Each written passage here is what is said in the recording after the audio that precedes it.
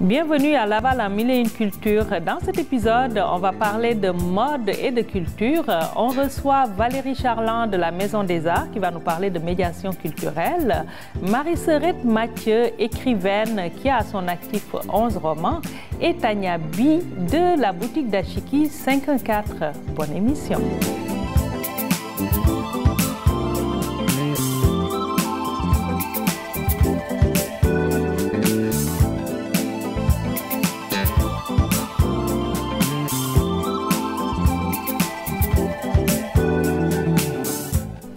J'ai le plaisir d'avoir avec moi aujourd'hui Valérie Charland, responsable du développement du public, de la médiation en art de la scène et des réservations scolaires de la Maison des Arts de Laval. Bonjour Valérie. Bonjour.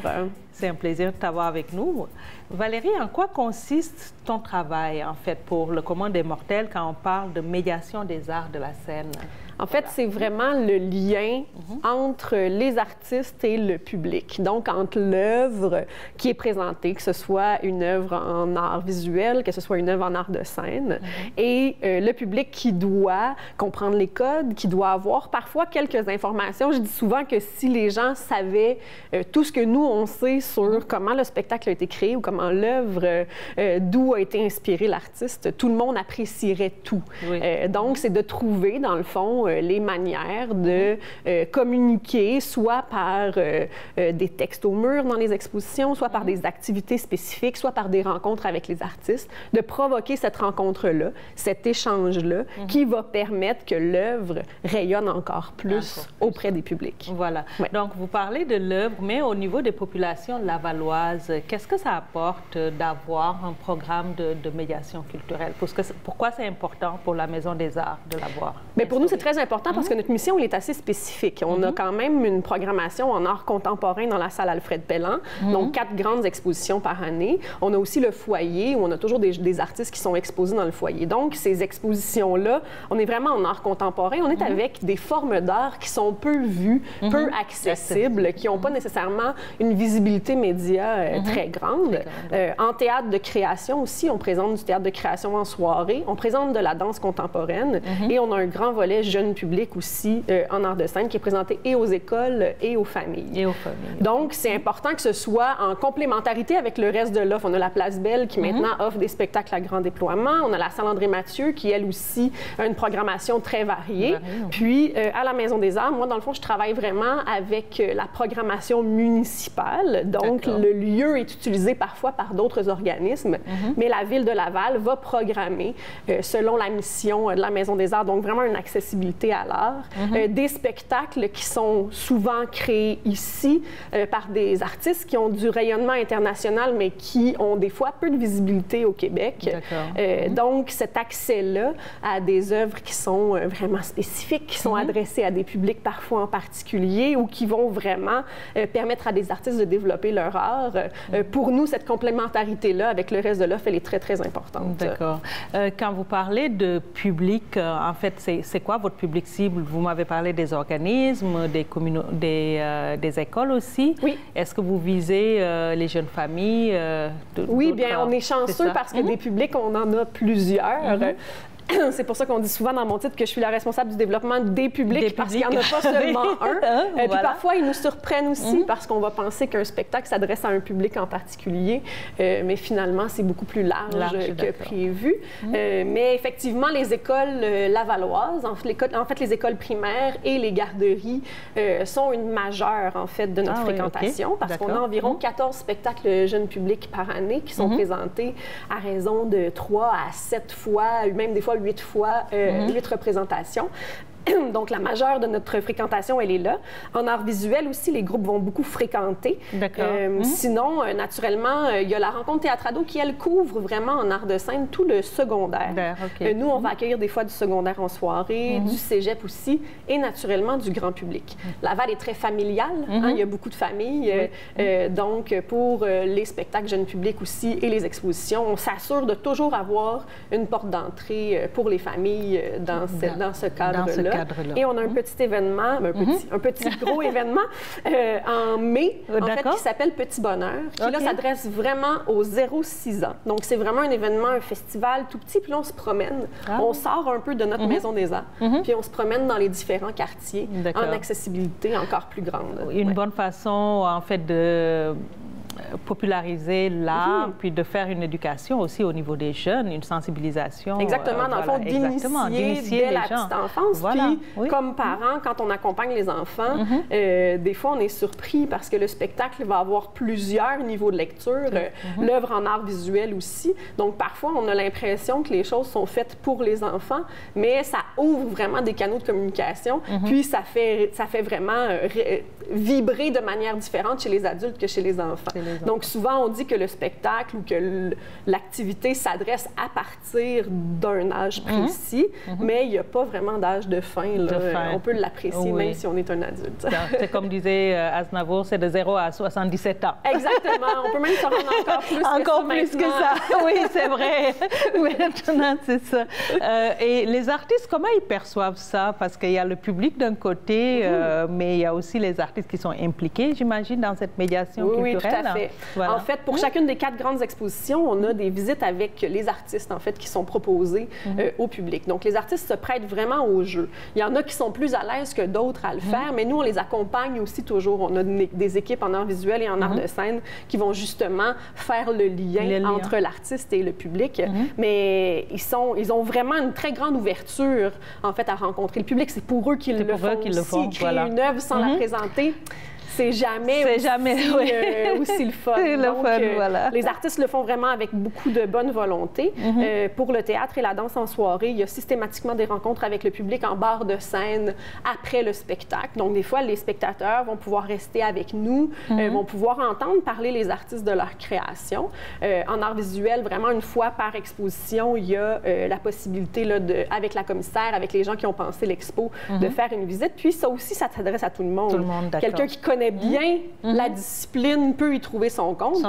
Puis il faut oser aussi entrer dans un lieu comme le nôtre, parce que des fois, on a l'impression que c'est un peu élitiste ou que c'est un peu... c'est fermé comme milieu. C'est fermé, qu'il faut absolument connaître les codes pour apprécier, mais pas du tout, en fait. Nous, les codes, on vous les déconstruit, on vous les explique, puis on est justement là pour faire ce lien-là, donc oser... venir puis découvrir. Oui, tout à fait. Voilà. Et quelles sont les activités au programme, en fait? Qu'est-ce qui a été réalisé, puis qui est au programme en 2018? En fait, on en a toujours beaucoup. Dans le fond, comme je nommais, il y a les visites commentées avec les commissaires dans les salles, dans les expositions. Vous avez juste à visiter le site Internet de la Maison des Arts, qui est maisondesarts@laval.ca.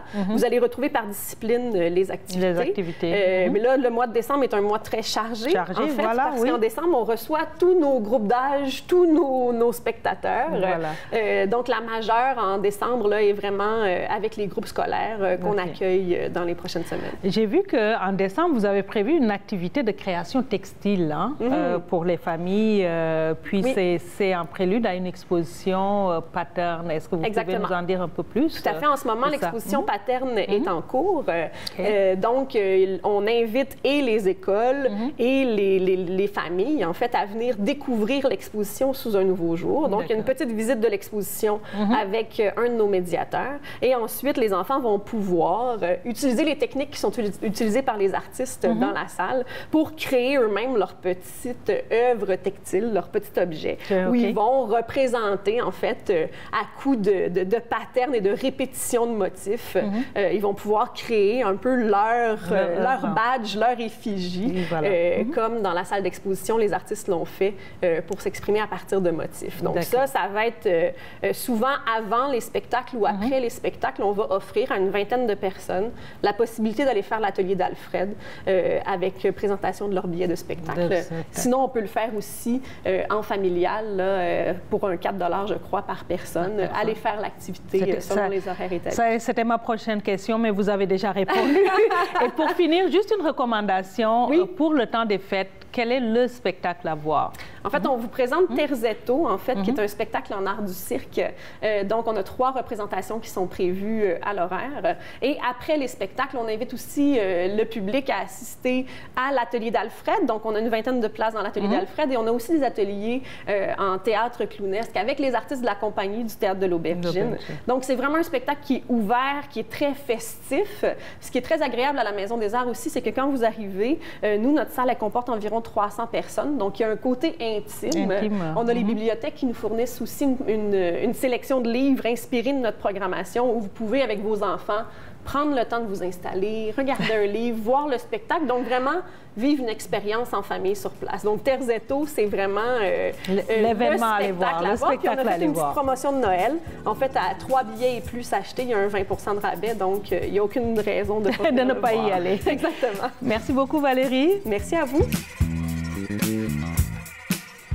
Avec moi sur le plateau de Laval en Mille et une culture, Marie-Sorette Mathieu, née à Port-au-Prince et qui vit au Québec depuis 40 ans, lavalloise depuis 20 ans. Marie-Sorette est écrivaine, une écrivaine très prolixe. Elle a publié 11 romans. Elle écrit depuis 1971. Bonjour Marie-Sorette. Bonjour, Cathy. Marie, vous avez aussi collaboré avec beaucoup de médias à la radio, à Radio Centre-Ville, à CIBL, à CEPAM. Vous êtes aussi membre d'associations et de regroupements d'auteurs, si je ne me trompe pas. Oui, bien, on peut dire que je suis membre de l'UNEC. Premièrement, c'est l'Union des écrivains du Québec.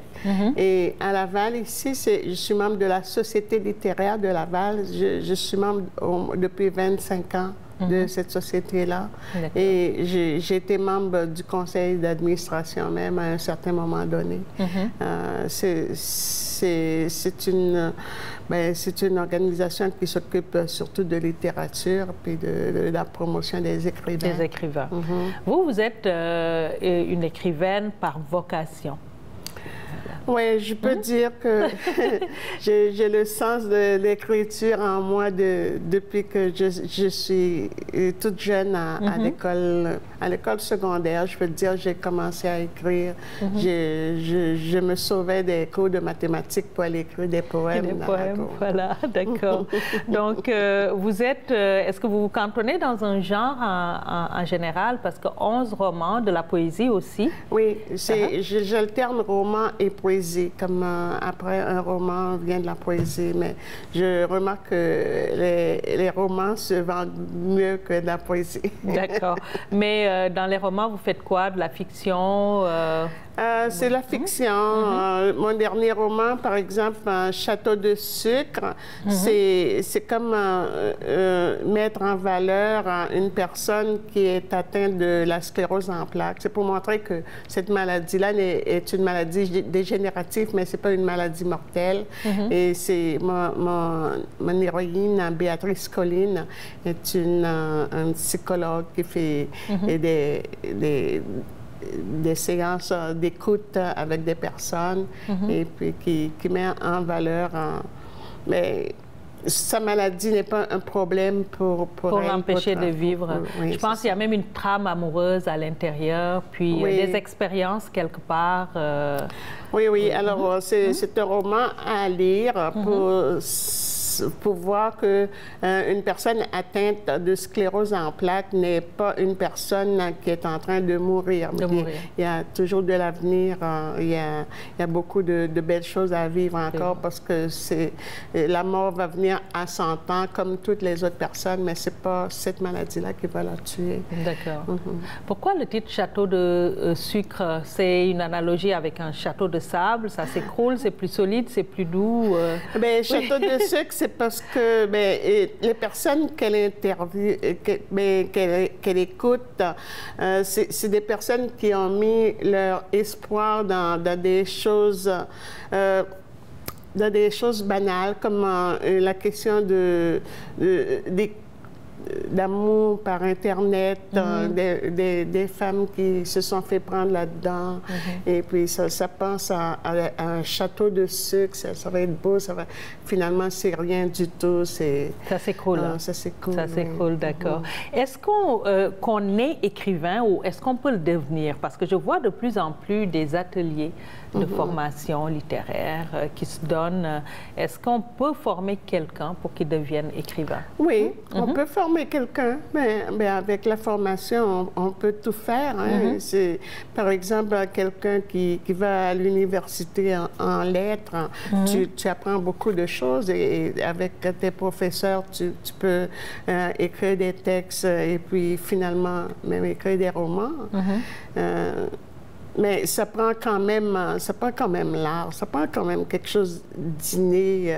Un certain don. Un certain don, oui. Si tu n'aimes pas ça, c'est sûr que tu ne le feras pas. Mais si tu veux t'y mettre, tu veux faire des efforts pour le faire, tout le monde peut écrire. Écrire, d'accord. Vous, dans vos ateliers, je pense que vous en avez un en préparation actuellement? Oui, il va y avoir un atelier dans le cadre du mois de l'histoire des Noirs. D'accord. On prépare avec l'organisme Combit de Laval. Combit de Laval? Oui, oui. Puis Opal Magazine? Oui, Opal Magazine.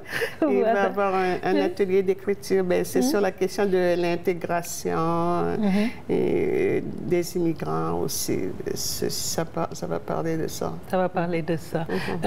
Est-ce que l'avènement des médias sociaux, d'Internet et autres ne vous inquiète pas? Est-ce que le livre va perdurer ou vous vous préparez quand même à passer plus vers l'électronique que le livre papier? Ce livre-là est déjà disponible sur Internet. Oui. D'accord. Voilà, donc vous vous préparez déjà à passer sur le numérique. Est-ce qu'on vit de la littérature? Non, pas du tout. Moi, j'écris par passion, par amour. J'essaie de publier un livre à chaque 3 ans, mais parce que ça prend du temps pour l'écrire aussi. Un livre, ça ne se fait pas du jour au lendemain.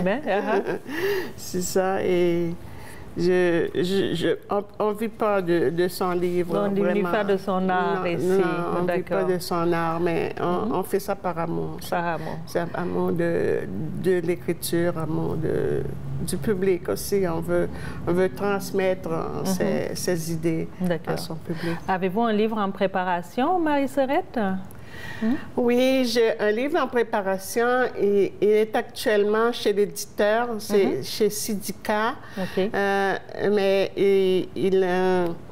il a un délai quand même à suivre avant la publication d'un certain... Ça peut être en 2018. En 2018. Avez-vous publié d'autres choses pendant cette année? Bien des poèmes, surtout sur la question de l'eau. Je fais partie de l'organisation qui s'appelle Rappel, Parole, Création. Et on a publié beaucoup de poèmes sur la question de l'eau, sur les cours d'eau, les rivières. Et bientôt, le 6 décembre, il va y avoir c'est comme un lancement collectif de tous ces poèmes-là qui ont été publiés sur l'eau. Et ça va être au Parc La Fontaine le 6 décembre à 6h30. On va signer nos poèmes et ça va être un grand événement au Parc de La Fontaine. Donc, vous invitez les gens à y aller. Pour finir, rapidement, est-ce que vous offrez de la littérature en cadeau pour Noël? Mon livre, Château de sucre, peut bien se donner en cadeau. Et vous pouvez le trouver à la pharmacie Bouinet, qui est sur de l'Avenir dans Laval, ici dans Laval. Alors, il y en a plusieurs copies si quelqu'un veut aller s'en procurer. Donc, vous les invitez à offrir Château de sucre en cadeau pour Noël. Merci beaucoup, Marie-Sorette. Il n'y a pas de quoi. C'est moi qui vous remercie. Avec moi aujourd'hui, Tania Bi, créateur de mode, propriétaire de la boutique Dashiki 514. Bonjour Tania. Bonjour. On voit enfin le visage derrière la boutique Dashiki. Oui. Tania, vous êtes dans la création, le stylisme depuis combien de temps déjà? Je dirais depuis mon tout jeune âge. Ma grand-mère et mon père m'ont appris la couture à un tout jeune âge. Puis avec les années, j'ai décidé dans le fond de faire des études dans le domaine confection et mode. Puis par la suite, j'ai décidé de me lancer en entreprise en 2016 avec ma passion pour la mode, de pouvoir combiner ça ensemble, puis d'être à mon compte. D'accord. Fait qu'avec ça, dans le fond, j'ai décidé de partir mon entreprise d'accessoires en wax. Et de vêtements en wax. Mais pourquoi le wax? Pourquoi les imprimés africains, ethniques? Puis qu'est-ce qui vous inspire, en fait, dans votre création quotidienne? Je dirais, dans le fond, que c'est les produits. Le fait que c'est coloré, ça m'a vraiment inspiré à faire plusieurs choses, souvent avec le même tissu. Voire autant faire des sacs à main, que des produits pour bébés, autant pour hommes, femmes, bébés, tous ensemble. Tania, quels sont les produits offerts spécifiquement par la boutique Dashiki 514? Je dirais que je me spécialise beaucoup en accessoires, autant que pour hommes, femmes et bébés. D'accord. J'offre pour les femmes des sacs à main. J'ai des bandeaux aussi, qui est mon summum le plus populaire que j'ai. Pour enfants, j'offre souvent des bavettes, des toutous, des petits accessoires, dans le fond, pour être interactif. Puis pour hommes, j'offre beaucoup sur mesure que je fais, autant femmes aussi, pour les mariages. D'accord. Mais je me spécialise beaucoup dans les nœuds papillons. Ah, OK. Oui. D'accord. On avait reçu récemment une styliste aussi qui est... C'est la grande mode, j'imagine, de mettre des nœuds. Oui, bien souvent pour les mariages, puis même pour aller au bureau aussi, juste pour donner une touche, dans le fond, colorée. Colorée. Oui. Dans la grisaille de l'hiver. Hein. Oui. Exactement. Comme la nouvelle génération de créateurs et d'entrepreneurs, je vois que vous avez une nouvelle approche de la distribution. Vous êtes plus sur les réseaux sociaux, plus présent, des boutiques en ligne aussi. Et vous organisez des événements autour de votre marque. Beaucoup. Oui. Voilà. Bien, dans le fond, je vais souvent faire pendant l'été. Cet été, j'ai été beaucoup occupée. J'ai fait beaucoup de, comme on appelle, des pop-up shops. Des pop-up shops, exactement. Oui. Je me suis déplacée dans toutes sortes d'événements, justement, pour me faire connaître. C'est ce qui est, dans le fond, la nouvelle tendance chez les entrepreneurs, de se déplacer, de présenter ses produits. Voilà. Puis beaucoup, le marché électronique a pris le dessus. Dans le fond, les magasins, c'est plus au niveau en ligne souvent que d'avoir une entreprise. Ça va bien pour l'international et tout. Et tout. Mais on vous trouve aussi dans un magasin bien spécifique, je pense. Oui, bien, on peut me retrouver au salon Artisan 422 sur Saint-Denis. Sur Saint-Denis, c'est ça. Quels sont les défis auxquels vous faites face comme jeune créateur? Parce que vous êtes une jeune créateur. Je dirais comme défi, dans le fond, ça serait de me faire connaître, surtout principalement au Québec que je vise en premier. Après, plus vers international, j'aimerais beaucoup en Europe, en France, aux États-Unis aussi, dans le fond. C'est vraiment... dans le fond, de me faire connaître. Vos modèles sont d'ailleurs d'inspiration européenne beaucoup, je pense. Hein? Oui, bien, je m'inspire beaucoup de mes designers préférés pour pouvoir, vu dans le fond qu'en Europe, ils sont très avant-gardistes, je m'inspire souvent de eux, justement, pour recréer sans faire non plus du copier-coller non plus. Voilà, j'ajoute, dans le fond, ma touche personnelle. Quand vous dites vos designers préférés, on parle de qui? J'aime beaucoup Nana Wax. J'ai pu la rencontrer cet été et j'étais vraiment comme... J'étais vraiment contente de la rencontrer. Puis j'ai beaucoup aussi... je m'inspire aussi de Grace Field. Et plus sur les médias sociaux, Instagram, elle a une boutique en ligne. Puis j'aime beaucoup qu'est-ce qu'elle fait, c'est super. C'est super, voilà. Et quelles sont les perspectives pour vous actuellement comme spécialisée dans les accessoires puis les imprimés ethniques? Je dirais que je vise beaucoup pour 2018 de la nouveauté qui s'en vient pour, dans le fond, mes clientes. J'aimerais beaucoup aussi offrir plus de variété dans les produits pour pouvoir aller chercher plusieurs types de clientèle. Autant que j'ai une clientèle établie qui est haïtienne, africaine principalement. Mais aussi, j'aimerais faire connaître au Québec, dans le fond, ces tissus-là dans le fond, que j'aime beaucoup, que je suis tombée en amour il y a 2 ans avec. Oui, mais je me demande toujours comment, parce que est-ce que c'est en fréquentant des gens ou juste en allant explorer le domaine de la mode que vous êtes tombée en amour avec les imprimés? Bien, dans le fond, j'ai découvert ces tissus-là il y a 2 ans, quand j'ai vu que le dashiki chandail revenait beaucoup populaire, dans le fond, à Montréal. Puis, j'ai décidé d'entamer des recherches à savoir ce style de tissu-là, les couleurs variées qu'il offre, pour me trouver, dans le fond, un fournisseur aussi qui offre ces produits-là. D'accord. Fait qu'avec le temps... Votre fournisseur est québécois ou... Oui, j'ai un fournisseur, dans le fond, à Montréal. Puis aussi, dans le fond, je demande à mes amis quand ils vont en voyage au Sénégal aussi de me ramener des fois des couleurs parce qu'eux ont plus de couleurs, c'est sûr qu'ici. Voilà. Je dirais que c'est vraiment, il y a 2 ans, j'ai établi des recherches à savoir les tissus, principalement d'où ça vient, puis principalement aussi pourquoi ils étaient utilisés. Puis, avec ça, dans le fond, j'ai décidé de vouloir faire quelque chose de plus adapté pour les femmes sans avoir reprendre, dans le fond, le chandail et tout. Fait que j'ai décidé, dans le fond, d'établir en faisant des accessoires, dans le fond, pour bébé avec ces tissus-là, autant des sacs à main avec du dashiki, mais en rajoutant une touche, dans le fond, plus chic.